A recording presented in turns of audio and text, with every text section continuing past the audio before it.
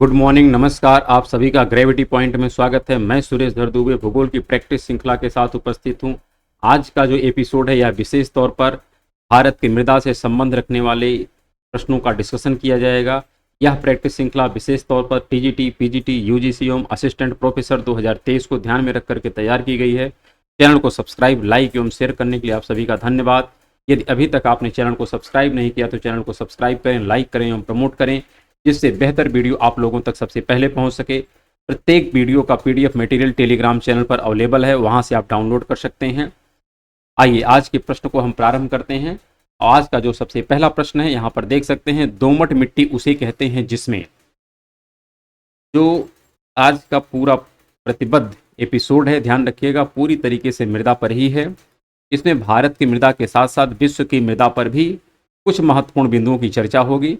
तेज जब हम लोग मृदा टॉपिक डिस्कस करेंगे तो वहाँ पर इसकी बृहद चर्चा होगी। लेकिन यहाँ पर जो सबसे पहला प्रश्न है, लिखा है दोमट मिट्टी उसे कहते हैं जिसमें। तो यहाँ पर सबसे पहले हम ये समझ लेते हैं कि मिट्टी का फॉर्मेशन होता कैसे है, उसके पश्चात यह तथ्य हमारे समझ में आ जाएगा। लेकिन फिर भी इसका जो बेहतर आंसर हो जाएगा, दोमट मिट्टी में जितनी मात्रा मृतिका की होती है लगभग उतना ही बालू का और उतना ही गाद का होता है, इसलिए इसका आंसर हो जाएगा सी। लेकिन आइए समझते हैं, थोड़ा इसके बारे में और बृहद जानकारी प्राप्त करते हैं। यहाँ पर अगर हम सॉयल की बात करें तो सॉयल का तात्पर्य होता है, यह एक प्रकार का फंक्शन है। किसका किसका फंक्शन है? इसमें क्लाइमेट का मतलब होता है टेम्परेचर और वर्षा। यहाँ पर ऑर्गेनिक मटेरियल होता है, रिलीफ होता है अर्थात उच्चावर्च होता है, पेरेंटियल मटेरियल होता है अर्थात जिससे यह मिट्टी बनती है, अर्थात जिस चट्टान से मिट्टी बनती है, और टाइम। इन पांचों के संयोग से एक मिट्टी का फॉर्मेशन होता है, यह आपको कंप्लीट याद होना चाहिए। इसमें कौन किसका किसका योगदान होता है? क्लाइमेट का योगदान है, ऑर्गेनिक मटेरियल का, जैविक जो घटक होते हैं, रिलीफ यानी उच्चावच का, जो पेरेंटियल मटेरियल होते हैं, पैतृक जो चट्टान होती है, और टाइम। इन पांचों के संयोग से मृदा बनती है।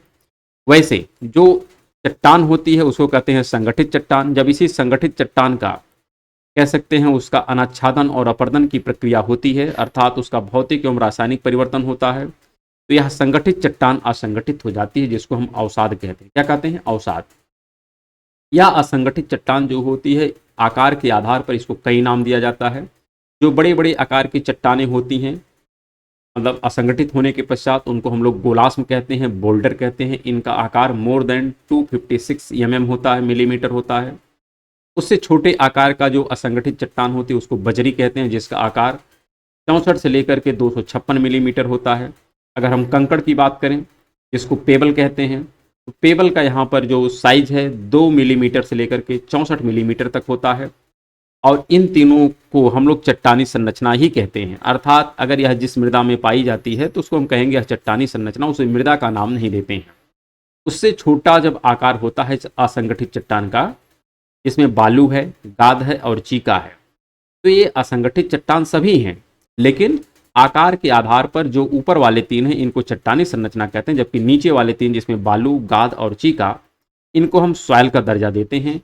बालू का जो सैंड जिसका आकार 0.2 से लेकर के 2 मिलीमीटर तक होता है, गाद यानी सिल्ट जिसका आकार 0.002 से लेकर के 0.2 तक होता है, और चीका का आकार 0.002 से छोटा होता है। तो हम कह सकते हैं चीका का आकार सबसे छोटा होता है, गाद का आकार उससे बड़ा होता है, सैंड का उससे बड़ा, पेबल का उससे बड़ा, कोबल का उससे बड़ा और बोल्डर का उससे बड़ा।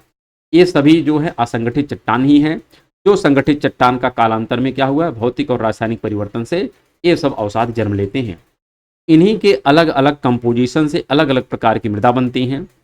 अब जिसमें चीका की अधिकता होती है वो काली मिट्टी हो जाती है, जिसमें रेत की अधिकता हो जाती है वो बलुई मिट्टी हो जाती है, जिसमें गाद की अधिकता होती है वह, और इसी प्रकार से एक मिट्टी है जिसके विषय में आपसे प्रश्न पूछा गया है, और वह प्रश्न ये था कि देख लीजिए आप यहाँ पे लिखा क्या था, दोमट मिट्टी किसे कहते हैं। तो दोमट मिट्टी के विषय में हमको बताना है। और ये देखते हैं यहाँ पर, सबसे पहले तो ये ध्यान रखना है दोमट मिट्टी, और इसी को हम कहते हैं बलुई चिकनी मिट्टी। क्या कहते हैं? बलुई चिकनी मिट्टी और दोमट मिट्टी। इसी को इंग्लिश में कहते हैं लोम सॉयल। हिंदी इंग्लिश दोनों नाम प्रॉपर याद रखिए, क्योंकि यह जो आयोग होता है, आयोग कभी काल शब्दों से ही खेल करता है। तो ध्यान रखिएगा, इसमें जो 40% सिल्ट पाया जाता है, 20% क्ले है और सैंड जो है 40% है। तो एक प्रकार से देखा जाए लगभग तीनों के कंपोजिशन कमोबेश इक्विवेलेंट हैं। क्ले की मात्रा थोड़ी बहुत कम है, लेकिन ऐसा कोई विकल्प ही नहीं मौजूद है जो हमारे लिए योग्य हो, इसलिए हम तीनों को क्या यहाँ पे कर सकते हैं, क्योंकि यहाँ पे देख रहे हैं जो विकल्प दिया है, मृतिका का अनुपात अधिक तथा बालू के कण कम होते हैं, ऐसा तो है नहीं। बालू के कणों का अनुपात अधिक और मृतिका की मात्रा कम होती है, तो कम तो नहीं है, लेकिन फिर भी हम कह सकते हैं मृतिका की मात्रा भी यहाँ पे मौजूद है, इसलिए हमारा विकल्प सी आंसर सही होगा। और यहाँ पर इनके कंपोजिशन प्रॉपर तरीके से आप देख सकते हैं, सैंड 40 है, क्ले 20 है और सिल्ट आपका 40% पाया जाता है। और यह मिट्टी जो होती है काफ़ी ज़्यादा इसमें उर्वरा शक्ति होती है। इसके पीछे जो कारण है, क्योंकि इसमें सैंड हैं, सिल्ट हैं और इन सब के कारण यह मिट्टी जो होती है छिद्रिल होती है। कैसी होती है? छिद्रिल होती है, अर्थात इसमें पोर्स पाए जाते हैं और इन पोर्सों में हम कह सकते हैं कि जो जल है वह भी इसमें रहता है और प्लस हवा भी रहती है, तो पानी और वायु दोनों का प्रवेश इस मृदा में बहुत सुगम हो जाता है, इसलिए यह मृदा काफ़ी ज़्यादा उर्वरा शक्ति को बनाए रखती है। इसी प्रकार से एक और सॉइल होती है जिसको कहते हैं लोएस्ट सॉइल। ये जो लोएस्ट सॉइल होती है इसके विषय में अगर आपसे कभी पूछा जाए तो यह सेमी एरिड रीजन में पाई जाती है। कहाँ पाई जाती है? अर्धशुष्क क्षेत्रों की यह सॉइल होती है। इसमें होता क्या है कि एक परत चिकनी मिट्टी की और एक परत बलुई मिट्टी की परत दर परत, ऐसे अगर परत दर परत या कि एक के ऊपर एक जमा होती हैं, इससे जो संरचना बनती है इसको कहते हैं लोएस्ट सॉइल। इसमें एक परत जो होती है चिकनी मिट्टी की, एक परत बलुई की होती है।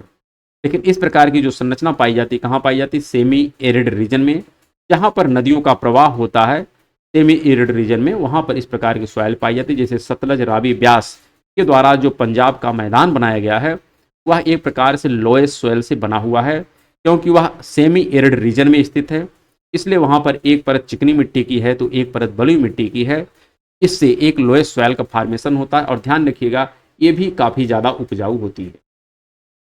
ये भी मृदा क्या है? काफ़ी उपजाऊ होती है, क्योंकि इसमें चिकनी और बलुई मिट्टी दोनों का कंपोजिशन पाया जाता है, इसलिए यह मिट्टी काफ़ी ज़्यादा क्या होती? उपजाऊ होती है। इस तथ्य को ध्यान रखें। अगले प्रश्न पर चलते हैं। अगला प्रश्न भी काफ़ी बेहतर है। यहाँ पर लिखा है टेरा रोजा। टेरा रोजा के विषय में यहाँ पर प्रश्न पूछा है कि टेरा रोजा के विषय में कौन सा कथन सही है। इसका रंग लालाई अर्थात लाल युक्त होता है, ये पूरी तरीके से सही है। बाकी अगर बात करें टेरा रोजा कहाँ पाया जाता तो उसके विषय में भी चर्चा करते हैं। यह सुप्रवाहित अच्छी तरह से सूखने वाली मृदा होती है, क्योंकि इसमें जल निकासी की प्रॉपर व्यवस्था होती है, इसलिए इसमें सूखने की काफ़ी ज़्यादा क्षमता है। इसका पीएच मान जो होता है न्यूट्रल होता है, अर्थात पीएच लगभग 7 होता है। टेरा रोजा सॉइल के विषय में अगर बात करें तो जो चूना, लोहा और क्ले इन सब की प्रधानता होती है। इसमें चूना अधिक पाया जाता है, लोहा अधिक पाया जाता है एवं क्ले अधिक पाया जाता है। वैसे यह जो मंडलीय मृदा के अंतर्गत अगर हम बात करें तो हम लोग जो विश्व जलवायु प्रदेश है, विश्व जलवायु प्रदेश में एक जलवायु प्रदेश है भूमध्य सागरी। तो भूमध्य सागरी जलवायु प्रदेश की जो प्रमुख मृदा है उसका नाम है टेरा रोजा। इसके विषय में अतीत में चर्चा कर चुके हैं। साथ में जो चूना प्रधान क्षेत्र होते हैं, कास्ट टोपोग्राफी होती है, तो कास्ट टोपोग्राफी में भी इसी प्रकार की सॉइल पाई जाती है टेरा रोजा। और टेरा रोजा सॉइल जो होती है काफ़ी बेहतर होती है काफ़ी के उत्पादन के लिए। जो काफ़ी है इसका उत्पादन काफ़ी अच्छा होता है इस टेरा रोजा के सॉइल में। तो इसलिए ये भी ध्यान रखिएगा कि जो कास्ट प्रभावित क्षेत्र होते हैं वहाँ पर टेरा रोजा सॉइल पाई जाती है, और भूमध्य सागरीय जलवायु प्रदेश में भी टेरा रोजा किस्म की सॉइल पाई जाती है, जो काफ़ी के उत्पादन के लिए बेहतर मानी जाती है। इस प्रकार से इस पर्टिकुलर प्रश्न का आंसर हो जाएगा सी और डी, क्योंकि यहाँ पर सभी विकल्प सही हैं, अर्थात सभी जो कथन दिए गए हैं यह टेरा रोजा के ही विषय में है, इसलिए यह सही है। अगले प्रश्न पर आते हैं। अगला प्रश्न है भांगर मृदाएं पुरानी जलीय मृदाएं होती हैं। हमने आपसे पहले ही कहा कि जो मैदानी क्षेत्र होता है, अर्थात नदी के द्वारा जब अवसाद ला करके मैदानी क्षेत्र में जमा किए जाते हैं, तो वैसे जब पहाड़ी से नदी उतरती है तो सबसे पहले आपको जो मिलता है उसका नाम है भावर। क्या नाम है? भावर। उसके बाद होता है तराई। इसके बाद आप देखते हैं मैदानी क्षेत्र होता है, तो मैदानी क्षेत्र में जो दूर वाली होती है उसको कहते हैं बांगर। क्या कहते हैं? बांगर।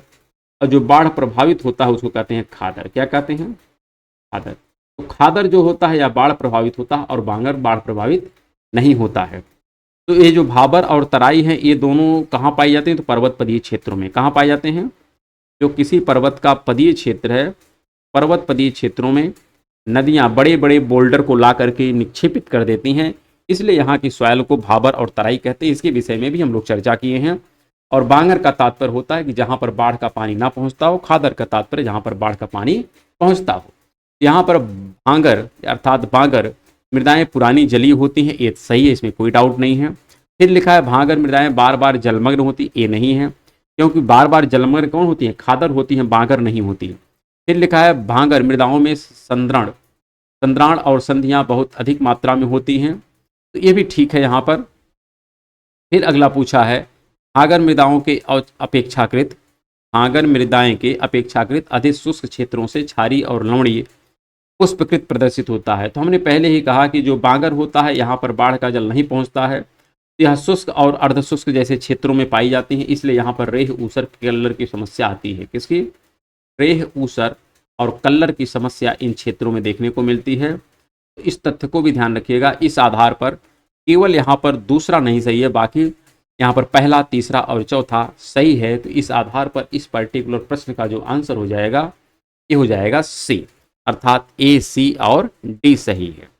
ए, सी और डी सही है, बी गलत है, क्योंकि यह बांगर जो है जलमग्न नहीं होता, बल्कि यह अर्धशुष्क और शुष्क के क्षेत्रों में पाया जाता है, या हम कह सकते हैं यहाँ ऊंचाई वाला क्षेत्र है, इसलिए यहाँ पर बाढ़ नहीं आती। अगले प्रश्न पर चलते हैं। अगला प्रश्न भी काफी बेहतर है। लिखा है केरल के अल्लपुझा जिले में पीटी मिट्टी को क्या कहते हैं? पीटी मिट्टी को ही हम कहते हैं पीट मृदा। क्या कहते हैं? इसी को कह सकते हैं पीट मृदा।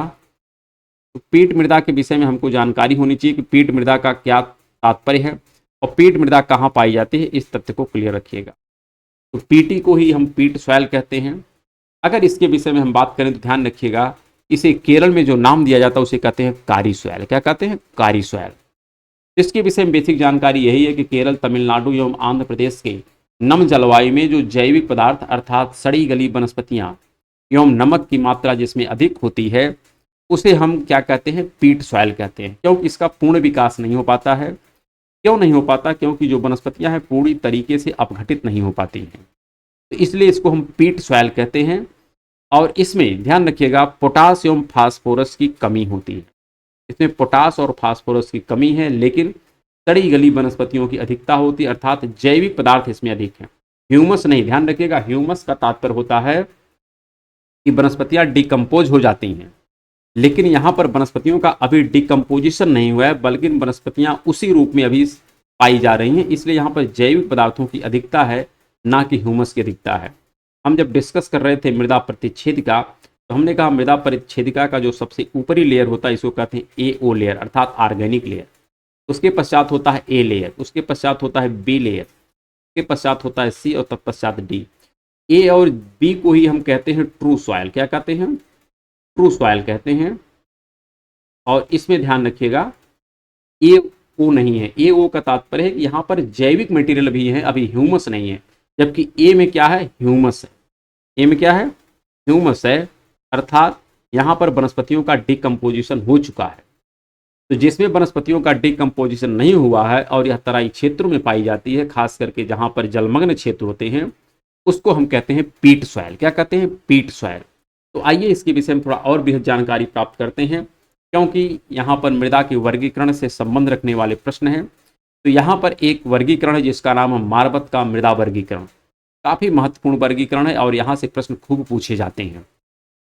मृदा का जो वर्गीकरण है इस पर बृहद चर्चा तो हम लोग अलग से करेंगे जब आवश्यकता पड़ेगी कालांतर में, लेकिन अभी तो बस संक्षेप में ये समझिएगा कि जो मृदा का वर्गीकरण मार्बत के द्वारा किया गया है, इन्होंने एक वर्गीकरण किया है पेडल्फर। पेडल्फर का तात्पर्य होता है कि आर्द्र जलवायु प्रदेश। एक होता है पेडोकल, पेडोकल का तात्पर्य होता है अर्धशुष्क जलवायु प्रदेश, और एक होता है अमंडलीय मृदा। तो यहाँ पर अगर हम पेडल्फर की बात करें तो पेडल्फर में भी दो पार्ट इन्होंने बनाया है, एक मंडलीय सॉयल है और एक अंतःमंडलीय है। उसी प्रकार पेडोकल में भी दो है, एक मंडलीय और एक अंतःमंडलीय। अगर हम पेडल्फर की मंडलीय की बात करें तो यहाँ पर जो विश्व जलवायु प्रदेश है उसकी बात होती है। उसी प्रकार पेडोकल में भी जो मंडलीय हैं ये सब विश्व जलवायु प्रदेश की बात होती है। इन तथ्यों को ध्यान रखिएगा।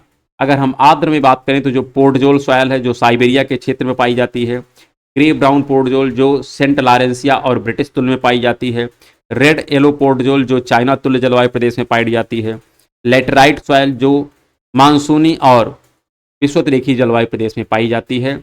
उसी प्रकार जो दूसरी मंडलीय मृदा है जो अर्ध शुष्क क्षेत्रों में पाई जाती है उसमें चेरनोजम है, जो स्टेपी में पाई जाती है, रेड चेस्टनट है जो सवाना में पाई जाती है, टेरा रोजा है जो आपका भूमध्य सागर में पाई जाती है, और डेजर्ट सॉयल है जो मरुस्थलीय जलवायु में पाई जाती है। इसी के साथ साथ आर्द्र जलवायु प्रदेश में कुछ ऐसी भी मृदाएं हैं जो अंतःमंडलीय हैं। कैसी हैं? अंतःमंडलीय हैं। अंतःमंडलीय को एक नाम और दिया जाता है, उसी को कहते हैं हाइड्रोमार्फिक सॉयल। क्या कहते हैं? हाइड्रोमार्फिक सॉयल। अर्थात जहां पर अपर्याप्त अपवाह व्यवस्था होती है, अर्थात जहां पर जल निकासी की प्रॉपर नहीं व्यवस्था होती है, वहां की मृदा को हम लोग अंतःमंडलीय के नाम से जानते हैं मार्बत के अनुसार। और इसमें जो सॉयल पाई जाती है, एक सॉयल है जिसको कहते हैं बॉग सॉयल। बॉग सॉयल का तात्पर्य होता है कि जहां पर हिमगलन से जल प्लावन की समस्या हो, मतलब जल, हाइड्रोमॉर्फिक का तात्पर्य यही होता है कि जहां पर अपर्याप्त अपवाह व्यवस्था हो। जब अपर्याप्त अपवाह व्यवस्था होगी तो वहां पर जलमग्न क्षेत्र होंगे। तो जलमग्न अगर क्षेत्र होगा तो वहां की जो सॉयल होगी वह अंतःमंडलीय किस्म की होगी, और इसी को हम हाइड्रोमॉर्फिक भी कहते हैं। तो जहां पर हिमगलन से जल प्लावन की समस्या होती है वहां की सॉयल को नाम होते हैं बॉग सॉयल। क्या नाम देते हैं? Bog soil.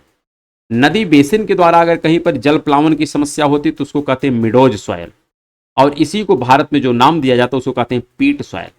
तो यही जो पीट सॉयल है, ध्यान रखिएगा, यही अंतर्राष्ट्रीय स्तर पर मिडोज सॉयल कही जाती है, और यह अंतःमंडलीय, क्या अंतःमंडलीय मृदा का पार्ट है और पेडल्फर का पार्ट है। ये भी तथ्य ध्यान रखिएगा। तो जो नदी बेसिन क्षेत्र होते हैं या तटवर्ती क्षेत्र होते हैं वहां पर मिडोज सॉयल अंतर्राष्ट्रीय स्तर पर, और भारत के स्तर पर इसका नाम होता है पीट सॉयल। इसी प्रकार जो पर्वतीय क्षेत्र में अगर कहीं पर जलमग्न की समस्या है तो वहां पर प्लेनो सॉयल पाई जाती है। कैसी सॉयल पाई जाती है? Plano soil. इसी प्रकार पेडोकल अर्थात अर्धशुष्क और शुष्क जलवायु प्रदेश की जो अंतःमंडलीय मृदा है, अर्थात कोई अर्धशुष्क और शुष्क क्षेत्र, वहां पर अगर कह सकते हैं अपर्याप्त अपवाह की व्यवस्था हो गई, या वहां पर जल प्लावन की समस्या हो गई, वहां पर अगर जल इकट्ठा हो रहा है तो उससे जो मृदा विकसित होती है उसका नाम होता है अल्कलाइन और सैलाइन। यही अल्कलाइन और सैलाइन आपकी रेह, ऊसर और कल्लर होती है। यही क्या होती है? रेह, ऊसर, कल्लर का यही फॉर्मेशन करती है। तो भारत में जहां जहां से नहर गुजरती है, तो नहर कहाँ से गुजरती है? अर्ध शुष्क और शुष्क क्षेत्रों से। तो वहां पर हम कह सकते हैं जब अपर्याप्त तरीके से, या हम कह सकते हैं वहां पर जब नहर जाती है और हम लोग अत्यधिक सिंचाई कर देते हैं तो वहां पर एक प्रकार से जल जमीन के ऊपर या सतह पर इकट्ठा हो जाता है, जिससे वहां पर रेह, ऊसर, कलर की समस्या हो जाती है अल्कलाइन और सैलाइन की। उसी प्रकार जो अंतःमंडलीय मृदा होती है, अंतःमंडलीय मृदा मार्बत के अनुसार जहां पर मृदा प्रतिच्छेदिका का विकास नहीं हो पाया है, ऐसी मृदा को कहते हैं अमंडलीय मृदा। और इसमें एक सॉयल होती है जिसको कहते हैं लिथो सॉयल। क्या कहते हैं? Litho soil. तो पर्वतीय सॉयल को ही हम लोग लिथो सॉयल कहते हैं, लेकिन यह लिथो सॉयल, ध्यान रखिएगा, इस लिथो सॉयल से अलग है। ये जो प्लेनो सॉयल है इसका फॉर्मेशन कैसे हुआ? क्योंकि यहाँ पर अपर्याप्त अपवाह व्यवस्था थी, अर्थात जल इकट्ठा हुआ था, इसलिए प्लेनो सॉयल बनी है। लेकिन यहाँ पर जो लिथो सॉयल बनी है यह इसलिए बनी है क्योंकि चट्टानें अभी पूर्णतः अनाच्छादित और अपर्दित नहीं हो सकी हैं, इसलिए यहाँ पर प्लेनो सॉयल नहीं बल्कि लिथो सॉयल बनी है। उसी प्रकार जो जलोढ़क मृदा होती हैं, यहाँ पर भी मृदा प्रतिच्छेदिका का पूर्ण विकास नहीं हो पाता है, क्योंकि नदियों के द्वारा जो चट्टान के चूर्ण ला के इकट्ठा किए जाते हैं उनका भी पूर्ण विकास नहीं हुआ, तो इसलिए इसको कहते हैं जलोढ़ मृदा। इसी प्रकार एक और सॉयल होती है जिसको कहते हैं रिगो सॉयल। तो जो पर्वत के पदीय क्षेत्रों में बड़े बड़े चट्टान चूर्ण ला के इकट्ठा कर दिए जाते हैं, अर्थात जिसके अंतर्गत तराई और भाबर के क्षेत्र आते हैं, तो हम कह सकते हैं तराई और भाबर के जो क्षेत्र होते हैं उन्हीं को हम लोग रिगो सॉयल कह देते हैं। क्या कह देते हैं? रिगो सॉयल। तो रिगो सॉयल ध्यान रखिएगा, खास करके बड़े बड़े जो बोल्डर नदियों के द्वारा ला करके पर्वतपदीय क्षेत्र में एकत्रित कर दिए जाते हैं, जो चट्टान चूर्ण ही है। क्या है? चट्टान चूर्ण। चट्टान चूर्ण के बारे में अभी हमने बात किया है। उसमें कौन कौन आते हैं? उसमें गोलास में है, बजरी है और कंकड़ होता है। तो गोलास और बजरी, कंकड़ जब पर्वतपदीय क्षेत्र में इकट्ठा किए जाते हैं तो उससे जो सॉयल बनती है उसका नाम होता है रिगो सॉयल। इस तथ्य को ध्यान रखिएगा, इसमें किसी प्रकार का आपको कोई डाउट नहीं होना चाहिए। और यह मृदा का मार्बत का जो है वर्गीकरण है, इस तथ्य को भी क्लियर रखिएगा। अगले प्रश्न पर चलते हैं। अगला प्रश्न भी काफी अच्छा है। लिखा है शिवालिक के दक्षिणी भाग के क्षेत्र को कहा जाता है। शिवालिक के दक्षिणी भाग के क्षेत्र को जो नाम दिया गया है उसे तराई और भाबर नाम दिया गया है। क्यों कहा गया है? क्योंकि यह हिमालय का पर्वतपदीय क्षेत्र है। तो पर्वतपदीय क्षेत्र है तो इसका तात्पर्य नदियां जो पहाड़ों से लेकर के बड़े बड़े बोल्डर लेके आती हैं, उनको पर्वतपदीय क्षेत्रों में इकट्ठा कर देती हैं, और उसी से जो यहाँ पर आप देख रहे हैं एक सॉइल बनती है जिसका नाम है रीगो सॉइल, और उसी का यहाँ पर नाम जो लिखा गया है उसी में भाबर और तराई का फॉर्मेशन होता है। तो हम कह सकते हैं शिवालिक के दक्षिण भाग के क्षेत्र में जो रीगो सॉइल है उसी में तराई और भाबर का विकास होता है। एक प्रकार से रीगो सॉइल है, इस तथ्य को भी ध्यान रखिएगा, जिसमें चट्टान चूर्ण होते हैं। क्या होते हैं? चट्टान चूर्ण होते हैं। तो पर्वतपदीय क्षेत्रों में कह सकते हैं या पर्वतीय क्षेत्रों में 3 प्रकार की सॉइल पाई गई। एक का नाम तो रीगो सॉइल हो गया, एक का नाम लिथो सॉइल हो गया, और एक का नाम हो गया प्लेनो सॉइल। प्लेनो सॉइल तब पाई जाती है जब अपर्याप्त अपवाह व्यवस्था होती है। लिथो सॉइल तब पाई जाती है कि जब चट्टान पूरी तरीके से अभी अनाच्छादित और अपर्दित नहीं हुई है, अर्थात टाइम कम यहाँ पे पास हुआ है। और जो रीगो सॉइल है यह चट्टान चूर्ण के इकट्ठा होने से बनी है। इन सभी तथ्यों में आपको अंतर स्पष्ट होना चाहिए। बाकी और जितनी मृदाएं हैं इनके विषय में भी आपको जानकारी होनी चाहिए। यह मार्वत का काफ़ी विशिष्ट मृदा वर्गीकरण है। अगले प्रश्न पर चलते हैं। अगला प्रश्न जो होगा, आप देखिए यहाँ पर काफ़ी अच्छा प्रश्न है, और इस पर भी प्रश्न प्रत्येक वर्ष 1-2 तो पूछे ही जाते हैं। यहाँ पर अमेरिका के कृषि विभाग के अनुसार मृदा की श्रेणी एक तरफ दी गई है और एक तरफ निकटस्थ पर्याय दिया गया है, और इसको मिलान करना है। क्या करना है? मिलान करना है कि कौन सा यहाँ पर आंसर सही होगा। तो अगर हम बात करें एंटी सोल, तो एंटी सोल का जो संबंध है ये है लेटराइट से। किससे है? लेटराइट से। इस तथ्य को क्लियर रखिएगा। इसी प्रकार अगर हम इंसेप्टी सोल की बात करें तो यह गैर प्रादेशिक है। अगर हम मौली सोल की बात करें, इसकी बात करें मौली सोल की, तो यह पूरी वन मृदा है, और ऑक्सी सोल की बात करें तो यह चेरनोजम है। और इस प्रकार से हमारा जो आंसर हो जाएगा वो हो जाएगा डी। लेकिन इस पर हम थोड़ा और बृहद चर्चा कर लेते हैं, क्योंकि यहाँ से प्रश्न आता ही आता है। तो आइए इसके बारे में थोड़ी जानकारी प्राप्त करते हैं। यहाँ पर अगर हम बात करें कि एक भारतीय वर्गीकरण है और एक आपका यूएस का 7th अप्रोक्सीमेशन वर्गीकरण है, तो दोनों में एक कह सकते हैं कोरिलेशन है। इस रिलेशन को हमको थोड़ा सा समझना है। वैसे जो 7th अप्रोक्सीमेशन यूएस का वर्गीकरण है, इसमें 11 गण है। कितने टाइप बताए गए हैं सॉइल के? 11 टाइप बताए गए हैं। और जो भारत का वर्गीकरण है यहाँ पर 8 प्रमुख बताए गए हैं और 27 यहाँ पर गण है। कितने? देखिए 28 प्रमुख है और 27 क्या है? उप है। ऐसा भी ध्यान रखिएगा, 27 यहाँ पर क्या है? उप है, और 8 क्या है? प्रमुख। लेकिन फिर भी आइए समझते हैं 8 इसमें से जो प्रमुख हैं इनके कौन कौन से नाम हैं। पहला सॉइल ही है जिसको कहते हैं फॉरेस्ट एंड हिल सॉइल, अर्थात जो जंगली और पर्वतीय सॉइल होती है। भारत के अनुसार इसमें यूएस के अनुसार कौन कौन सी सॉइल का मिक्सअप होता है, उसमें है inceptisol, alfisol, with atlantisol and mollisol. इन सभी सॉइल के बारे में हम अलग से चर्चा करेंगे एक अलग से एपिसोड में। लेकिन अभी तो सिर्फ यहाँ पर हम बात कर रहे हैं कि भारतीय सॉइल का यूएस सॉइल के अनुसार क्या यहाँ पर तारतम्यता है। इसी प्रकार अगर मिक्स्ड ब्लैक और रेड सॉइल की बात करें तो यहाँ पर वर्टी सॉइल होती है। वर्टी सॉइल का तात्पर्य होता है कि जो दरारें पड़ जाती हैं मिट्टियों में, और अल्फी सॉइल का तात्पर्य रेड से सॉइल से होता है। किससे होता है? रेड सॉइल से होता है। तो जहाँ पर मिक्स ब्लैक और रेड है वहाँ पर वर्टी सॉइल और अल्फी सॉइल रहेगा। अगर रेड की बात करें तो वहाँ पर अल्फी सॉइल रहेगा ही रहेगा, with inceptisol and entisol. इसी प्रकार अगर ब्लैक सॉइल की बात करें तो वहाँ पर वर्टी सॉइल रहेगा प्लस इंसेप्टी सॉइल। इंसेप्टी सोल देख रहे हैं आप, रेड में भी है और ब्लैक में भी है। और वैसे इंसेप्टी सोल भारत में इसका विकास काफ़ी ज़्यादा हुआ है, इस तथ्य को भी ध्यान रखिएगा। और अगर हम बात करें डेजर्ट सॉइल, तो डेजर्ट सॉइल में एरिड मतलब होता है शुष्क क्षेत्र, तो arid soil plus anti soul.